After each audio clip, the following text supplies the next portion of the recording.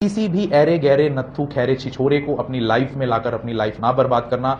कुछ बनना भले ही मत, लेकिन बिगड़ना कभी मत। आप अट्रैक्शन आकर्षण को ही अटैचमेंट समझ लेते हैं, इसीलिए आप धोखा खाती हैं कि अगर आपने कॉलेज टाइम में कोई रिलेशनशिप ब्रेकअप फेस किया है तो आपका लॉन्ग टर्म मेमोरी, आपका माइंड कभी भी उस वुंड से, उस ट्रॉमा से नहीं निकल पाता। जानवर से लेकर ह्यूमन बीइंग्स ये सब कर ही रहे हैं, रिलेशन डेवलप कर ही रहे हैं, लेकिन जानवरों से भी बदतर हमारी जेनजी और आने वाली जनरेशन हो गई। जब कभी भी आपको मुश्किल सही और गलत आसान में से चुनने का मौका मिले तो हमेशा मुश्किल सही चुनना, क्योंकि आसान जो गलत है वो आपको पूरी उम्र तंग करेगा। पिक्चरों में दिखाए जाते हैं हीरो, क्या बाबू सोने वैसे होते हैं क्या? कई बाबू सोने तो ऐसे होते हैं कि अगर बताओ भी ना किसी को कि ये इसका बाबू सोना है तो लोग हंसते हैं 4 दिन तक, तो बता यार ये स्कूल जाती हुई बच्ची के साथ जब रेप होते हुए खबरें देखता हूं तो उसके पीछे एक आदमी है। कॉलेज के बाहर चक्कर लगाते हुए लड़कियों को छेड़ने की कोशिश करने वाला एक आदमी है। बस में लड़कियों से टकराकर उनको छेड़ने की कोशिश करने वाला एक आदमी है। घर की नौकरानी को गलत निगाह से देखने वाला भी एक आदमी है। शादी का झांसा देकर किसी लड़की की इज्जत ले लेना या उसको धोखा देने वाला भी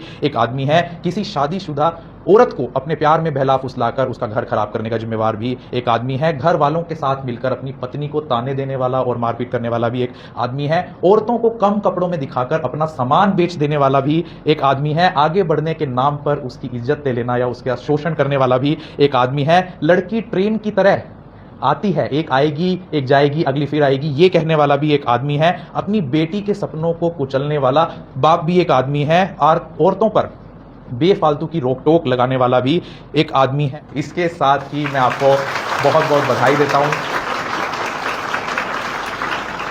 अपनी लाइफ का पहला कमेंसमेंट लेक्चर जो किसी सेशन या गर्ल्स के बैच को मैंने दिया वो आज। भले ही कॉलेज में जीता हुआ मेडल आपके काम आए या ना आए, भले ही कॉलेज में पाया हुआ गिद्दा शादी के बाद आप कहीं पर करें या ना करें, लेकिन जब वो पल आपकी लाइफ में दर्ज हो गए, वो मेमोरीज जो आपकी माइंड की मेमोरीज में दर्ज हो गई, वो कोई उनसे मिटा नहीं सकता और आप मिस करेंगे कॉलेज को।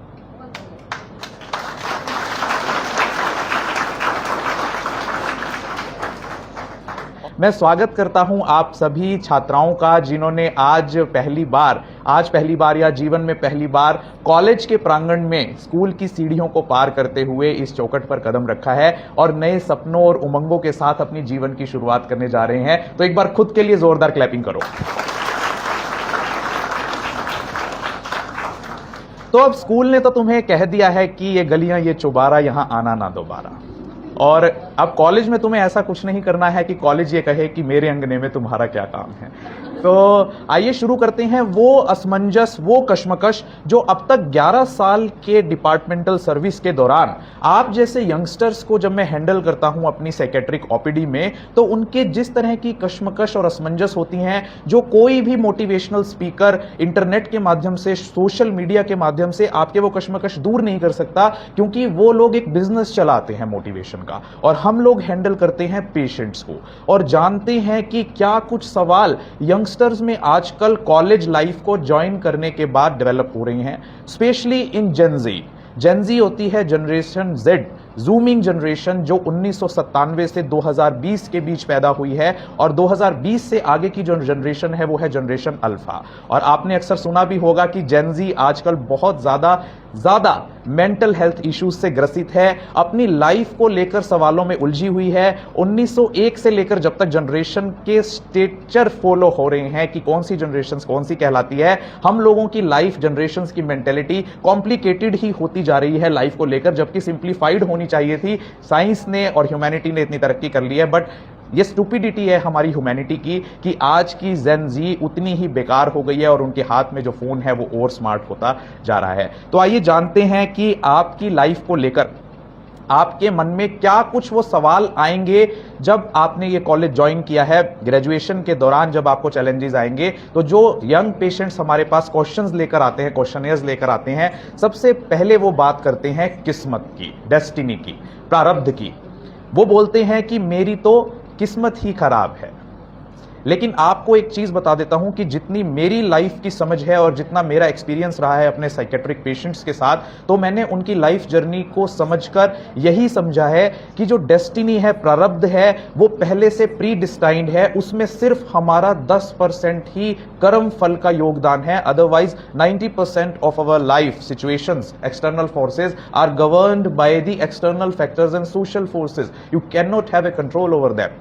और इसी चीज को लेकर आज जेनजी बड़ी परेशान है कि लाइफ हमारे कंट्रोल में नहीं है। यकीन मानना कि जितना तुम लाइफ को अपने कंट्रोल में करने की कोशिश करते हो, उतना ही लाइफ तुम्हारा मजाक उड़ाती है। जिस टाइम पर जो चीज होनी चाहिए उस टाइम पर लाइफ में वो चीज कभी नहीं होती। कभी तो वो चीज तुम्हें टाइम से पहले मिल जाती है या कभी टाइम के बाद, या ये भी हो सकता है कि तुम्हें वो चीज कभी मिले ही ना जिसके पीछे तुम दौड़ रहे हो। अब जरा घूम फिरकर अपने पास्ट में जाओ। पास्ट का मतलब एक ही नहीं होता जो तुम्हारे दिमाग में आया है, अपने उन सभी दिमाग के अंदर जो न्यूरॉन्स में तुम्हारी मेमोरी है, जो 18 साल या 19 साल की उम्र तुम पार करके आए हो, और सोचो जरा कि क्या तुम आज यहां पर बैठी हो ये भी तुमने कभी प्लान किया था क्या?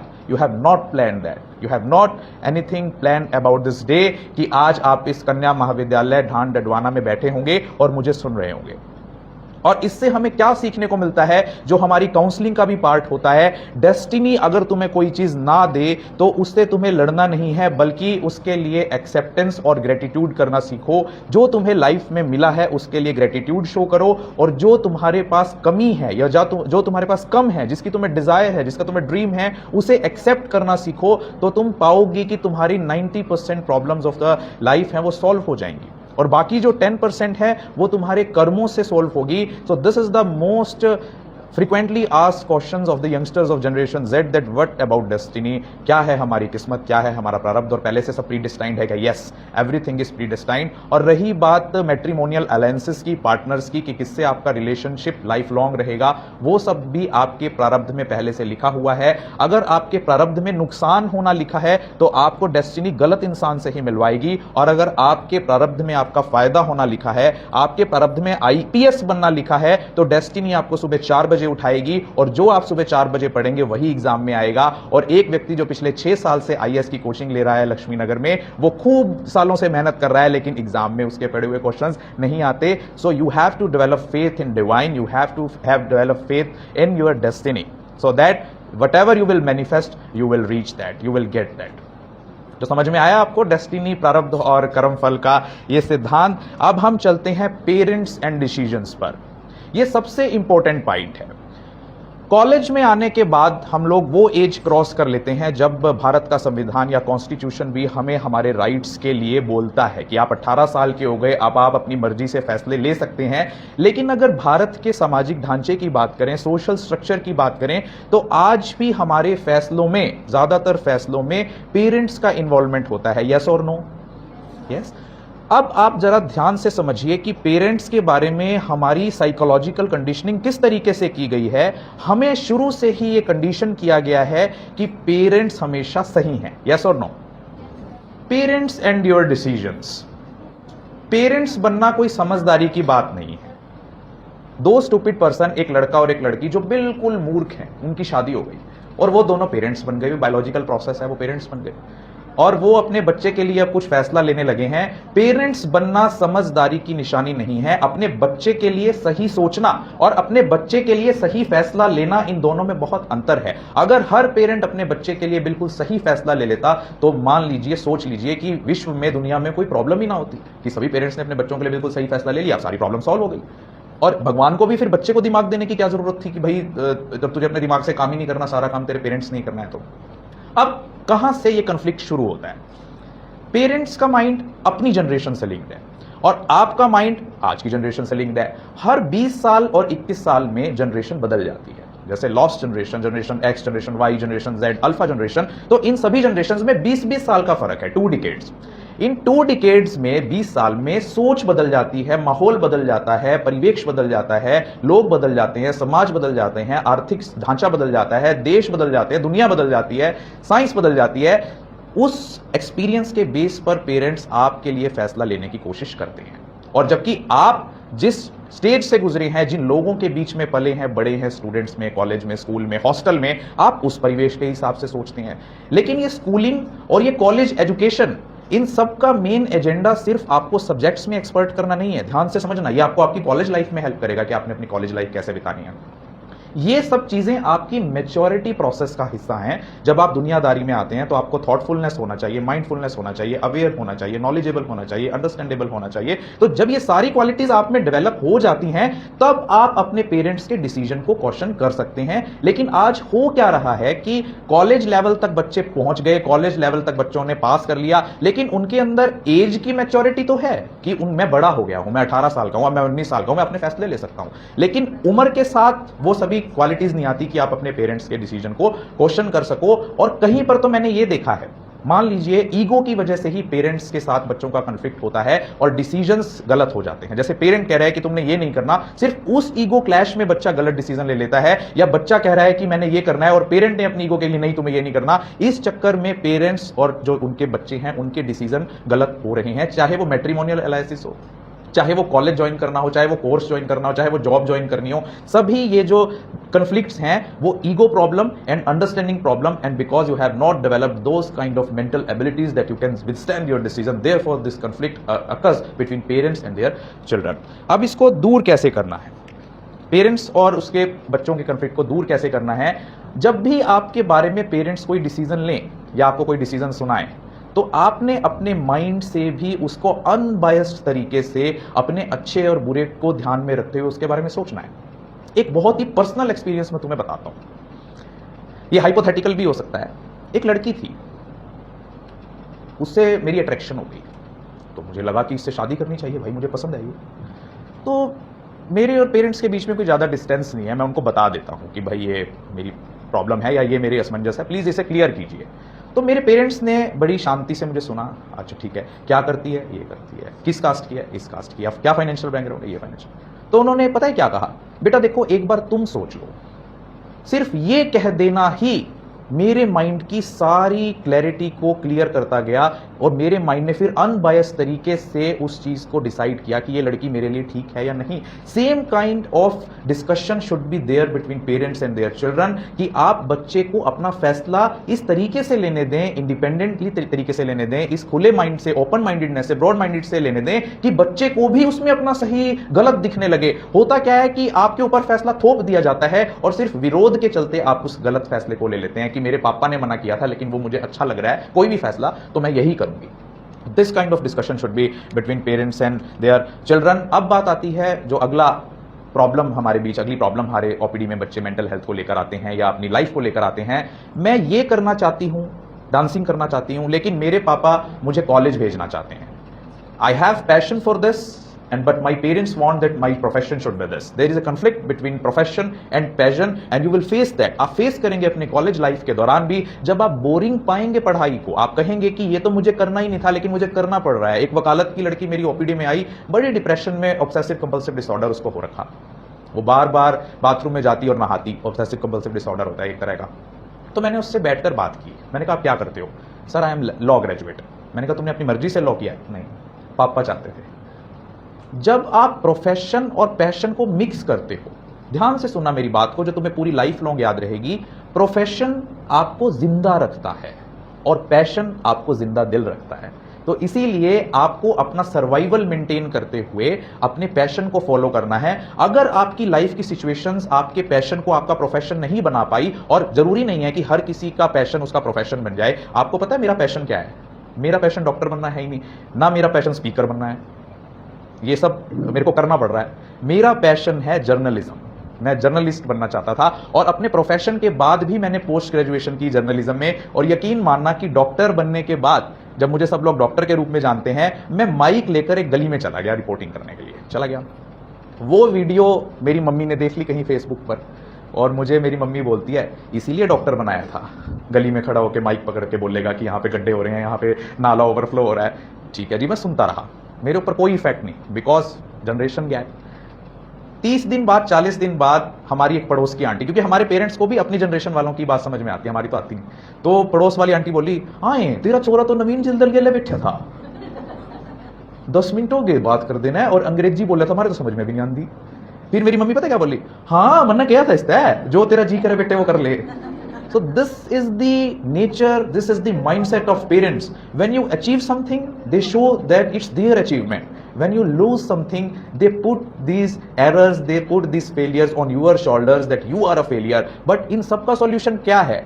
उसको अपने दिमाग में जाने ही मत दो, कानों से सुनो और सामने से निकाल दो, बस मुंह से निकाल दो उसका जवाब देके। उसको दिमाग की तरफ जब तुम उसको लेकर जाओगे तो वो तुम्हारे लिए एक्स्ट्रा प्रेशर ही क्रिएट करेगा। पेरेंट्स की आदत ही है अपनी सलाह देनी, लेकिन सुनो जरूर, process it, but never have so much attention for their stupid things और जो taunting वो लोग करते हैं। और मैं बता देता हूं कि पेरेंट्स क्या क्या करते हैं, मैं थोड़ा लेंथी ना हो इसलिए उसको छोड़ दिया था।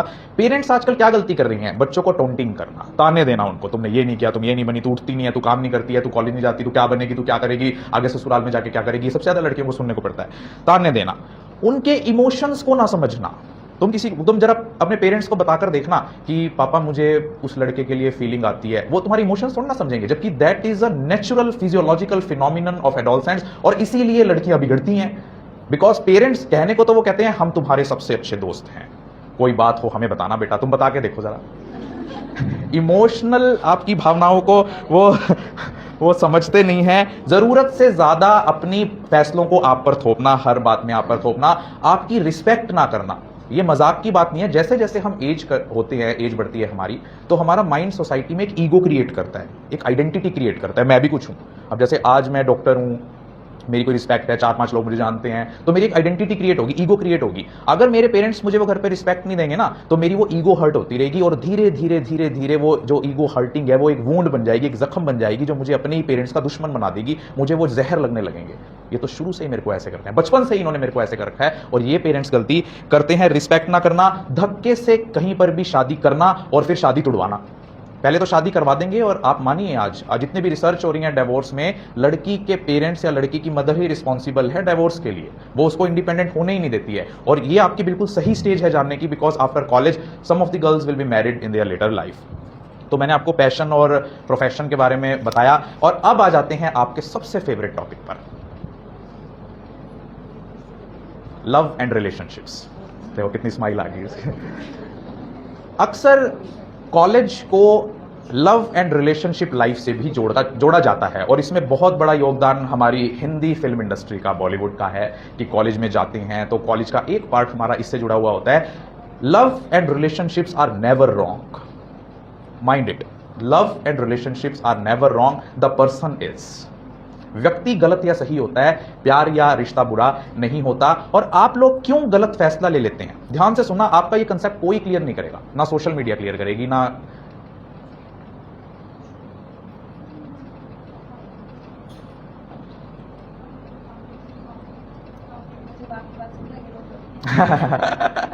नहीं मैं तो डिस्टर्ब हो रहा हूं ना, वो तो सुन लेंगे। सबसे बड़ी प्रॉब्लम आप लोगों के अंदर जो गलत फैसले को लेकर होती है इस दौरान लव एंड रिलेशनशिप्स में, वो ये कि आप 4 तरह के इमोशंस के बारे में जानते ही नहीं हैं। There are 4 types of love and relationship in our biological system. Number 1 lust, number 2 love, number 3 attraction, and number 4 attachment. आप लस्ट को ही अटैचमेंट समझ लेते हैं, आप लव को ही अटैचमेंट समझ लेते हैं, आप अट्रैक्शन, आकर्षण को ही अटैचमेंट समझ लेते हैं, इसीलिए आप धोखा खाती हैं। और एक बात आप हमेशा याद रखना, ये भी प्रोवर्ब, ये भी बात आपको ताउम्र याद रहेगी कि जब कभी भी आपको मुश्किल सही और गलत आसान में से चुनने का मौका मिले, तो हमेशा मुश्किल सही चुनना, क्योंकि आसान जो गलत है वो आपको पूरी उम्र तंग करेगा। यकीन मानना, एक पेशेंट आई मेरे पास ओपीडी में, she was in severe depression, major depression. मैंने कहा क्या बात है, बताओ, मुझे बताओ पर्सनली, कोई किसी को नहीं बताऊंगा, मैं कॉन्फिडेंशियल रखूं। उसने कहा सर आज से 10 साल पहले मैंने पेरेंट्स से लड़के इस लड़के से शादी की, मेरे हस्बैंड से, उसको लाई नहीं थी वो ओपीडी में, उससे शादी की। तब मुझे लगा जो मैंने सपने देखे थे कि मैं तो एक रोटी में गुजारा कर लूंगी, जो भी करता होगा कर लूंगी, मेरे को कोई फर्क नहीं पड़ता, मैं तो इसके साथ जिंदगी जैसी चलती होगी बिता लूंगी। लेकिन जैसे जैसे टाइम बीता, बच्चे हुए, आज हमें फाइनेंशियल डिफिकल्टीज से गुजरना पड़ रहा है, और आज वो स्टेज है ना हमारे पास घर का मकान है, आज भी हम किराए पर हैं, ना इनके पास स्टेबल जॉब है, और ये रोज अब शराब पीते हैं, मुझे मारते हैं, और अब मैं क्या करूं, मैं कहां जाऊं। और वो इसलिए हुआ क्योंकि उस लड़की ने गलत आसान चुना, मुश्किल सही की बजाय। आप जिस एज में इस समय कॉलेज में एंटर कर रहे हैं, बिल्कुल अट्रैक्शन होगा, बिल्कुल आपका आकर्षण होगा अपोजिट सेक्स के प्रति, because there is a flooding of hormones in your body at this time. But उस हार्मोनल और इमोशनल बैलेंस को अगर आपने नहीं बनाकर रखा तो यकीन मानिए आपकी लाइफ, पूरी लाइफ जो है वो दुख में बीतेगी, वो डिसीजन आपका गलत ही होगा। क्योंकि आप जिस बाबू सोने को चुनते हैं, आप जिस बाबू सोने को चुनते हैं वो बहुत आसानी से आपको मिल जाता है, क्योंकि उसने कुछ किया नहीं होता। आपको भी लगता है कि मैं भी कुछ नहीं बनी, अभी इनिशियल स्टेज ही तो है, कुछ बनने की क्या जरूरत है, जब बिना बने ही मुझे मिल गया। वो भी बेचारा कुछ नहीं बना होता, वो आपकी एज का होता है, तो बाबू वो किराए की मोटरसाइकिल मांग के लाता है? और फिर उसके बाद आप, उसके बाल भी ऐसे होते हैं, कई बाबू सोने तो ऐसे होते हैं कि अगर बताओ भी ना किसी को कि ये इसका बाबू सोना है तो लोग हंसते हैं 4 दिन तक। तो बता यार ये कहाँ यार, बता हद होगी, कहाँ जा रहा है यार देश, बता हमारा। तो वो बाबू सोना उसने चुन लिया। अब वो बाबू सोना कोई doctor, engineer, architect, IAS officer, judicial officer तो है नहीं, क्योंकि बाबू सोने बनते नहीं है आसानी से। वो अलग बात है कि बदला बुदला लेने के चक्कर में होता नहीं है पिक्चरों में। अब आप ध्यान से सोचिए कि जो ये बाबू सोना का पीयर प्रेशर, मीडिया प्रेशर आपके ऊपर थोपा गया है, बड़ी आसान भाषा में समझना, तुम्हें समझ में आ जाएगी। मूवी देखते हैं हम, मूवी के अंदर जो भी हम चीज देखते हैं, हमारे ब्रेन की एक क्वालिटी होती है कि whatever it sees, it perceives it as reality. अगर मैं आपको भी थोड़ी देर पहले कहानी सुना रहा था कि एक लड़की थी, मैंने अपने पापा को बताई तो आपने उसको रियलिटी समझ लिया। This is the quality of our brain, that whatever it sees, whatever it listens, whatever it hears, it perceives it as reality. It starts processing it, it starts relating it to the emotions of your body, your mind, and it creates a new idea in yourself that whatever has happened with this person may be happen with me in near future। और वही होता है आपके साथ जब आप movies देखते हैं, फिल्में देखते हैं, आप रील्स देखते हैं, आप वीडियोस देखते हैं, तरह तरह की उल्टी सीधी या ये जो लव की कहानियां देखते हैं आप पिक्चर में। आप कभी देखना कि जो रियलिटी में पिक्चरों में दिखाए जाते हैं हीरो, क्या बाबू सोने वैसे होते हैं क्या? जो विमल की एड सुपरस्टार्स करते हैं ऐसे अपने मसल्स दिखाकर और कहते हैं कि जुबा केसरी, बोलो जुबा केसरी, जो असली में गुटखा खाते हैं वो कौन होते हैं पता है ना आपको? मरियल से बिहारी, क्या टाइम हुआ है। तो वही चीज हमारे साथ हो रही है कि जो हमारी रियलिटी हम परसीव कर लेते हैं मूवीज को देख के, और रियल लाइफ में जब हम उसको एनेक्ट करने की कोशिश करते हैं कि this is love, this is attraction, this is college life, this is relationship, the total scenario, the total mindset, the total concept of relationship that is there in your mind is total stupidity. You cannot take decision of your life just based on your single perception about life, because ultimately जब आप उसके साथ शादी में जाएंगी ना, जब आप उसके साथ लाइफ स्पेंड करेंगी, तो वही बाबू सोना आपको दुश्मन लगेगा। और यही रीजन है कि आज जो जेनजी के अंदर, पहले के टाइम में सिर्फ बहुत दूर से अट्रैक्शन होता था, लव लेटर लिखने में भी 5-6 महीने लग जाते थे। उसके बाद जो एक फेज आया था, ट्रेंड आता रहता है सोसाइटी में, उसके बाद ट्रेंड आया बॉयफ्रेंड गर्लफ्रेंड का, कि जी हमारा एक रिलेशन हुआ, बॉय की अलग शादी होगी, गर्ल की अलग शादी होगी। सोशल मीडिया था नहीं, वो कभी मिले नहीं, कभी 30 साल बाद बूढ़े होकर मिलते थे तो रोते थे मिलके, हाँ तू मेरा वो था बॉयफ्रेंड। उसके बाद जो है, उसके बाद कंसेप्ट आया सोशल मीडिया का। अब उसके होने क्या लगा, मैरिज हो गई, उसके बाद भी कॉन्टेक्ट में, हाँ हम अच्छे फ्रेंड्स थे, अभी भी आपको फेसबुक उनकी फ्रेंड लिस्ट में मिल जाएंगे, उनके जो पास्ट के लड़के होंगे। अब उसके बाद क्या हुआ, फिर लिव इन शुरू हो गया, ट्रेंड शुरू हो गया कि मैं तो मैरिज कराने की क्या जरूरत है, लिव इन में रह लेते हैं। फिर उसके बाद क्या हो गया कि एक्स्ट्रा मैरिटल शुरू हो गया, कि जी मैरिज के बाद भी आप एक्स्ट्रा पार्टनर्स रख रहे हैं। और अब क्या शुरू हो गया, अब मैरिटल किलिंग शुरू होगी। This is just because you are least understanding about relationship that shows that you are never mature enough to build a static relationship your life। ये आपकी stupidity, mental failure, emotional failure, आपका character failure, इन सब चीजों को दर्शाता है। आप इसे बड़ी चीज मत मानिए। कोई रिलेशनशिप डेवलप करना कोई बहुत बड़ी चीज नहीं है। जानवर से लेकर ह्यूमन बीइंग्स ये सब कर ही रहे हैं, रिलेशन डेवलप कर ही रहे हैं, लेकिन जानवरों से भी बदतर हमारी जेनजी और आने वाली जनरेशन हो गई है। और इस चीज को बढ़ा चढ़ाकर देखने लगा है हमारा समाज की, अगर मेरे शादी से पहले 4 अफेयर नहीं है तो बेटा तेरे बस का कुछ नहीं है। तो this is the total stupidity in mind of your youngsters. और आप एक बात ध्यान रखना कि अगर आपने कॉलेज टाइम में कोई रिलेशनशिप ब्रेकअप फेस किया है तो आपका लॉन्ग टर्म मेमोरी, आपका माइंड कभी भी उस वुंड से, उस ट्रॉमा से नहीं निकल पाता, and you will never be out of that post traumatic stress disorder. आपकी मैरिटल लाइफ पूरी प्रभावित रहेगी, चाहे आपने 20 साल पहले भी किसी से रिलेशन किया हो, because your mind has perceived that wrong person as your partner, as your permanent partner, and their new partner to whom you have married will never satisfy you in any form। तो always remember this। तो कभी भी इन relations अगर आप कर रहे हो तो बहुत हेल्दी रिलेशंस करो ना। जिसे तुम प्लान कर सको, अपनी लाइफ के लिए प्लान कर सको। जो बाबू सोना तुम्हारे साथ अभी है, पहली बात तो तुम उसे क्या कर, देखो मुझसे शादी कराएगा, आधे बाबू सोने तो वैसे ही भाग जाएंगे, और बाकी बाबू सोने जो आपके हैं उनको जरा देखना, उनका पूछना कि वो क्या करते हैं, कहां रहते हैं, एक बार उनका जरा असली मकान देखकर आना, असली जो वो काम करते हैं वो देखकर आना, तो तुम्हारे दिमाग का नशा उतर जाएगा और तुम्हें दिखने लगेगा कि साइकेट्रिक ओपीडी में कोई डॉक्टर तुम्हारा इंतजार कर रहा है। समझ आ गई आपको बात लव एंड रिलेशनशिप की? Purpose of life. सबसे ज्यादा अगला सवाल जो हमारी ओपीडी में कॉलेज गोअर्स, यंगस्टर्स, एडोलसेंट्स पूछते हैं वो ये कि हमारे जीवन का क्या मकसद है। क्योंकि अक्सर जब हम लोग लाइफ में कुछ कर नहीं पाते, कुछ बन नहीं पाते, हमारी लाइफ में आइडेंटिटी क्राइसिस के फेस आते हैं। किसी ने सुना आज तक ये word identity crisis? Have you heard this term before? Identity crisis. कई फेसेस होते हैं लाइफ के जब हमें आइडेंटिटी क्राइसिस हो जाता है, जाने अनजाने। किसी को एक बार हो जाता है, किसी को बार बार भी होता है। जैसे जब हम कॉलेज में एडमिशन लेते हैं, जैसे आपने अभी कॉलेज में एडमिशन लिया, आपका नया प्रोफेशन स्टार्ट होने वाला है, आपकी ग्रेजुएशन शुरू होने वाली है, आइडेंटिटी बताऊंगा आइडेंटिटी क्राइसिस क्या होता है। आइडेंटिटी क्राइसिस हो जाता है। सेकंड आइडेंटिटी क्राइसिस किसी व्यक्ति के जीवन में आता है जब उसकी मैरिज हो रही होती है कि मैंने सही किया कि नहीं, सही पार्टनर चूज किया कि नहीं। थर्ड आइडेंटिटी क्राइसिस एक जो इंसान है उसकी जिंदगी में आता है जब वो पेरेंट बनता है, माता पिता बनता है कि यार मैं बच्चे को संभाल पाऊंगा कि नहीं, इसकी जिम्मेवारी उठा पाऊंगा कि नहीं। नेक्स्ट आइडेंटिटी क्राइसिस आता है उसके रिटायरमेंट के टाइम, जब उसकी जॉब छूट रही होती है। रिटायरमेंट मतलब अपनी जॉब से लेकर, अपने प्रोफेशन से लेकर, अपने एकेडमिया से लेकर, अपने मैट्रिमोनियल सफर से लेकर, जितने भी आइडेंटिटी क्राइसिस एक व्यक्ति के जीवन में आते हैं उसके माइंड में उथल पुथल चलती है। आइडेंटिटी क्राइसिस, उथल पुथल इन माइंड कि मैं क्यों हूं, क्या यही मेरी लाइफ थी, क्या ये डिसीजन सही है, मैं ठीक कर रहा हूं कि नहीं, मैं नहीं कर रहा हूं कि क्या रहेगा, इसका क्या फ्यूचर रहेगा, मैं इसीलिए आया हूं क्या दुनिया में। वो आइडेंटिटी पर जब अपने सवाल करने लगता है तो वो आइडेंटिटी क्राइसिस उस व्यक्ति को हो जाता है। तो इस आइडेंटिटी क्राइसिस के दौरान व्यक्ति को पर्पस ऑफ लाइफ याद आता है कि मेरे जीवन का क्या मकसद है। अब ध्यान से सुनना, ये आपको कहीं सोशल मीडिया पर भी नहीं मिलेगा और ना आपको इसका जवाब कोई आध्यात्मिक गुरु दे सकेगा, क्योंकि इसका बड़ा सिंपल सा जवाब है। इधर देखे, सभी बोर हो रहे हो क्या? अच्छा, हमारी लाइफ के दो पर्पस हैं, एक तो बायोलॉजिकल पर्पस और एक other than biological purpose, that is called beyond biology. Biological purpose के 3 सब हेड्स हैं। Number 1 survival.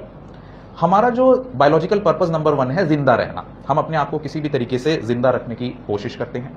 नंबर 2 हमारा पर्पस ऑफ लाइफ है एग्जिस्टेंस बनाए रखना हमारी स्पीशीज की, कि हम जो ह्यूमन बींग्स बने हैं, हम जो भी जितने भी आप देख लीजिए स्पीशीज है, कॉकरोच की है, मक्खी की है, चूहे की है, बिल्ली की है, वो सब अपनी अपनी स्पीशीज को एग्जिस्ट रख रहे हैं किसी ना किसी तरीके से, नेचर से लड़के, डेथ को अवॉइड करके, मौत से लड़ते हुए स्पीशीज को बनाए रख रहे हैं। और थर्ड जो हमारा पर्पस ऑफ लाइफ है वो है प्रोपेगेशन। प्रोपेगेशन होता है आगे अपनी स्पीशीज को बढ़ाना, कि हम अब आगे बच्चे पैदा करेंगे, फिर उससे आगे बच्चे पैदा करेंगे। These are the 3 biological purposes of our life. और बियॉन्ड बायोलॉजी जो इंडिविजुअल लेवल पर हमारा पर्पस ऑफ लाइफ है, नंबर 1 पर्सनल फुलफिलमेंट। हम सब लोग अपनी खुशी के लिए, अपने आप को खुश रखने के लिए कुछ ना कुछ करते रहते हैं, that is number 1 beyond biology purpose of life. Number 2 is contribution to society, समाज के लिए कुछ करना, कि हाँ जी मैं आया हूं, मैं एक सोशल एनिमल हूं, मैं ह्यूमन बीइंग हूं, मैं मैडम की हेल्प कर देता हूं, मैं बच्चों के लिए लेक्चर कर लेता हूं, मैं डॉक्टर बन जाता हूं, चलो मरीजों की सेवा हो जाएगी, that is contribution to society. और नंबर 3 हमारा beyond biology purpose of life है स्पिरिचुअल अवेकनिंग, अपने से ऊपर की पावर को पहचानना, जिसमें कई आध्यात्मिक गुरु आपने देखे होंगे कि जिसको तो मोक्ष की प्राप्ति होगी, इसने तो मुक्ति पा ली, इसने भगवान को जान लिया। तो to try to know about the higher intellect, to know about the, to have a quest towards the universal energy that is governing the power of this universe, ये तीसरा purpose of life beyond biology है हमारा। तो ये 6 purpose हैं, 3 biological और 3 non biological या beyond biology. तो जब कभी भी आपको आइडेंटिटी क्राइसिस आए तो आप एक बात ध्यान रखना कि आपका एक पर्पस ऑफ लाइफ तो पूरा हो ही रहा है, बायोलॉजिकल पर्पस, तो उसको तो आप पर्पसफुली जी रहे हैं, क्योंकि आप जिंदा भी रहेंगे, आप लोग आगे बच्चे भी पैदा करेंगे और आप लोग जो है मींस अपनी स्पीशीज को भी एग्जिस्ट रख रहे हैं। तो never worry about purpose of life, whether you are having a purpose or not, beyond biology purpose or not, you are serving one purpose of life, that is biological purpose। तो ये आपका उस सवाल का जवाब है जो लोग अक्सर हमारी ओपीडी में आकर पूछते हैं। उसके बाद जो सबसे ज्यादा प्रॉब्लम आज के यंगस्टर्स या कॉलेज गोअर्स में आती है वो आती है मैच्योरिटी। ये आपको कहीं ना कहीं सुनने को मिल ही जाएगा, तुम अभी भी मैच्योर नहीं हो, कैसी बातें कर रही हो, तुम तो बिल्कुल इमैच्योर हो, तुम्हें तो अकल ही नहीं है। लेकिन इमैच्योरिटी का सही मतलब अक्सर किसी को पता ही नहीं कि मैच्योरिटी क्या है। पहली बात तो उम्र से मैच्योरिटी का कोई लेना देना नहीं है। किसी को मैच्योरिटी 20 साल में आ जाती है और किसी को 40 साल लग जाते हैं मैच्योर होने में। और वो पर्सन सबसे सही पर्सन मानता हूं मैं जो दूसरों के अनुभव से मैच्योर हो जाए। अगर आप हर प्रॉब्लम, आज तो इतना हमारा समाज उन्नत हो चुका है, इतना ज्यादा आगे बढ़ चुका है कि हम लोग दूसरे के एक्सपीरियंस बहुत अच्छे से जान सकते हैं। मैं 100 लोगों का एक्सपीरियंस यूट्यूब पर जान सकता हूं कि आपका क्या एक्सपीरियंस रहा। तो the person who learns from other persons experience is the most intelligent and most mature person. अगर मुझे कहे कि वहां मत जाना, वहां मैं 20 बार गया हूं, वहां पर यह प्रॉब्लम आती है, लेकिन अगर मैं मैच्योर नहीं हूं तो मैं वहां जाकर देखूंगा कि पहले मैं भी जाके देखूंगा। तो जब फिर मैं उससे सीखूंगा तो that means I have gained maturity but my personal experience. The intelligent person is that who is those persons who learn from other persons experience. तो आइए जानते हैं कि लड़कियों के अंदर मैच्योरिटी के क्या सिम्टम्स हैं, क्या लक्षण है, क्या क्वालिटीज हैं, जब आपको एहसास होगा। और इन सभी को सुनते हुए आप जरा देखना अपने माइंड में कि क्या आप मैच्योर हैं। और अगली बार अगर आपको कोई कहे कि तुम मैच्योर नहीं हो तो आप देखना कि इनमें से आपके अंदर क्या मिसिंग है। बोर हो रहे हो क्या? चलो, the state of being mentally and emotionally well developed and therefore responsible is called maturity. यानी अपने आप को मेंटली और इमोशनली अगर आप वेल डेवलप्ड है तो ये चीजें आपको दिखने को मिलेंगी। एक लड़की जो बाउंड्री सेट करती है, चले स्टॉप। एक लड़की जो बाउंड्री सेट करना जानती है अपनी पर्सनल लाइफ और रिलेशनशिप्स में कि यहां तक, मर्यादा को स्थापित करती है, वो लड़की मैच्योर है। एक लड़की जो सेल्फ अवेयर है कि हां मैं क्या कर रही हूं, मेरे लिए क्या सही या गलत है, वो लड़की मैच्योर है। एक लड़की जो अपने इमोशंस को रेगुलेट करना जानती है और अपने इमोशंस को अपने एक्शंस पर हावी नहीं होने देती, वो लड़की मैच्योर है। एक लड़की जिसके अंदर दूसरों के लिए एम्पैथी है, दया है, जो समझती है दूसरे को, दूसरे की फीलिंग्स को और उससे शेयर भी करती है, उसकी फीलिंग्स को भी शेयर करती है, वो लड़की मैच्योर है। एक लड़की जो अपनी रिस्पॉन्सिबिलिटी को समझती है अपने परिवार के लिए, अपने बच्चों के लिए, अपने घर के लिए, अपने कलीग्स के लिए, वो लड़की मैच्योर है। एक लड़की जो हेल्दी रिलेशनशिप्स मेंटेन करती है, हेल्दी रिलेशनशिप्स में long term relationship and secure relationships, वो लड़की मैच्योर है। एक लड़की जो पॉजिटिवली किसी भी लड़ाई को हैंडल करती है, कंफ्लिक्ट रेजोल्यूशन करती है, शांति से कंस्ट्रक्टिवली उस लड़ाई को सुलझाती है, वो लड़की मैच्योर है। एक लड़की जो अपने माइंड के अंदर जो स्ट्रेस है उसको ठीक ढंग से मैनेज कर पाती है, वो लड़की मैच्योर है। एक लड़की जो ओपन माइंडेड है, जो देखे कि बाहर समाज में जो हो रहा है उसमें से अच्छी या बुरी चीज कौन सी है और अच्छी चीजों को अपने अंदर समाग्रहित कर ले, वो लड़की मैच्योर है। एक लड़की जो एडेप्टेबल है, जो किसी भी सिचुएशन में खुद को ढाल ले अपने आप को बचाती हुई, वो लड़की मैच्योर है। एक लड़की जो थॉटफुल है, थॉटफुल मतलब जो वो बोल रही है और जो वो कर रही है वो सोचती है कुछ भी बोलने या करने से पहले, वो लड़की मैच्योर है। एक लड़की जो अपनी ग्रोथ पर फोकस करती है कि हां मुझे आगे बढ़ना है, स्पोर्ट्स का फील्ड हो, पढ़ाई का फील्ड हो, घर के कामकाज हो, मैरिटल रिलेशनशिप हो, मुझे ग्रोथ करनी है, वो लड़की मैच्योर है। वो लड़की जिसके अंदर पेशेंस है, धैर्य है, वो लड़की मैच्योर है। एक लड़की जिसके अंदर ग्रेटिट्यूड है, जो भी मेरे पास है उसके लिए भगवान का शुक्रिया, वो लड़की मैच्योर है। एक लड़की जिसके अंदर फॉरगिवनेस है, जो सबको माफी देना जानती हो कि ठीक है इसने साथ मेरे साथ बुरा कर दिया, I forgive him, I forgive हर, वो लड़की मैच्योर है। एक लड़की जिसके अंदर दूसरों के लिए और खुद के अंदर रिस्पेक्ट है, रिस्पेक्ट एंड सेल्फ रिस्पेक्ट है, वो लड़की मैच्योर है। एक लड़की जिसके अंदर इंडिपेंडेंस है, जो अपने पैरों पर खड़ा होना सोचती है या जानती है, वो लड़की मैच्योर है। एक लड़की जिसके अंदर कॉन्फिडेंस है कि हां मैं कर सकती हूं, हां मैं करके दिखा सकती हूं, वो लड़की मैच्योर है। और एक लड़की जिसका अपनी लाइफ पर कंट्रोल है बहुत हद तक, वो लड़की मैच्योर है। काइंडनेस है जिसके अंदर दूसरों के लिए दया भावना है, वो लड़की मैच्योर है। तो आप देखिए अपने माइंड को स्कैन करके, these are the characteristics of a mature female. अब हम आ जाते हैं, बोर हो रहे हो क्या? अब हम आ जाते हैं अपने नेक्स्ट पॉइंट पर, कॉलेज। आपने कॉलेज ज्वाइन कर लिया, ये भी डेस्टिनी का एक पार्ट है। आपने उन चीजों को पार करते हुए कॉलेज ज्वाइन किया है जो बहुत सारी लड़कियां नहीं कर पाती। आप देखिए कई स्कूल ड्रॉप आउट रेट कितने हैं, हमारे पेरेंट्स भेजते नहीं है कि कॉलेज नहीं भेजते यार, कॉलेज के नाम से ही उनको नफरत है, लड़कियां बिगड़ जाएंगी, पैसे नहीं लगाते हम इसके ऊपर, इसकी शादी करनी है। तो आप उनमें से खुशनसीब लड़कियां हो जिनको कॉलेज नसीब हुआ है। और यकीन मानना, जो लोग कॉलेज से मन उतारते हैं, जो लोग कॉलेज से मन उतारते हैं ना कि कॉलेज अच्छा नहीं है, हाँ ये कॉलेज है, कॉलेज तो वो है, यकीन मानना किसी भी कॉलेज की बिल्डिंग, दीवारें या वहां का इंफ्रास्ट्रक्चर उसे हैपनिंग नहीं बनाता, वहां पढ़ने वाले बच्चे उसे हैपनिंग बनाते हैं। किसी भी कॉलेज में आप विजिट कर देना, दीवारें इसी ईंट की बनी हुई है, वहां पे कौन से बच्चे कैसे हैं, उनकी थिंकिंग कैसी है। अगर आप अपने कॉलेज को जिंदा दिली से प्यार करेंगे कि हाँ ये मेरा कॉलेज है और ये मेरे परिवार की तरह है, ये बच्चे मेरे परिवार की तरह हैं, तो आप इसमें पूरा एंजॉय कर सकते हैं। कॉलेज की हर एक्टिविटी में पार्टिसिपेट करना। एक पंजाबी सॉन्ग आपने सुना होगा, कॉलेज च जितया मेडल में वे काम मेरे आया ना कि ब्याह के बाद गिद्दा मैंने कभी पाया ना। तो वही हाल है, भले ही कॉलेज में जीता हुआ मेडल आपके काम आए या ना आए।